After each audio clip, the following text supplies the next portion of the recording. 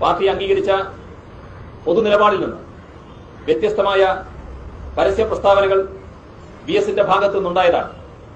അതേ നിലപാട് തുടരുകയും പാർട്ടിയിൽ ഫാസിസ്റ്റ് മനോഭാവം ആരോപിക്കുകയും ചെയ്യുന്ന പാർട്ടി വിരുദ്ധ മാനസികാവസ്ഥയിലേക്ക് വി എസ് തരം താണിരിക്കുന്നു. ചന്ദ്രശേഖരനടക്കമുള്ളവരെ പാർട്ടിയിലേക്ക് മടക്കിക്കൊണ്ടുവരാൻ ഒഞ്ചിയത്ത് പോയതിനെക്കുറിച്ച് വി എസ് അവകാശപ്പെടുന്നുണ്ട്. തീർത്തും വസ്തുതാവിരുദ്ധമായ ഒരു കാര്യമാണിത്. രാഷ്ട്രീയവും പ്രത്യയശാസ്ത്രപരവുമാണ് തന്റെ ഭിന്നതകളെന്ന് സഖാവ് വി എസ് പറയുന്നതിന് യാതൊരു അടിസ്ഥാനവുമില്ല.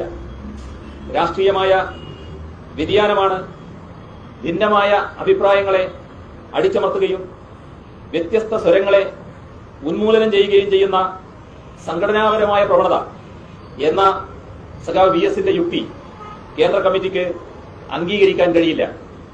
ഇത്തരം ആരോപണങ്ങൾ വിഭാഗീയ ഉദ്ദേശത്തോടു കൂടിയാണ് ഉയർത്തുന്നത്. കഴിഞ്ഞ ദിവസം മനോരമയിൽ വന്ന ഒരു സ്റ്റേറ്റ്മെന്റിനെ ആധാരമാക്കിയാണ് ഞാനൊരു സ്റ്റേറ്റ്മെന്റ് കൊടുത്തത്. അത് കേരളത്തിൽ പാർട്ടിയിൽ സംഘടനാ വിരുദ്ധമായ സമീപനം സ്വീകരിക്കുകയും പാർട്ടി സഖാക്കൾക്കെതിരായി ജനാധിപത്യ വിരുദ്ധമായ നയങ്ങളും നടപടികളും സ്വീകരിക്കുന്നു. അതേപോലെ തന്നെ പൊതുപ്രവർത്തകർക്കെതിരായി ഫാസിസ്റ്റ് മോഡലിലുള്ള നടപടികൾ സ്വീകരിക്കുന്നതിനെ സംബന്ധിച്ച് ഉദാഹരണ സഹിതമാണ് ഞാനതെല്ലാം സംസാരിച്ചിട്ടുള്ളത്, വ്യക്തമാക്കിയിട്ടുള്ളത്.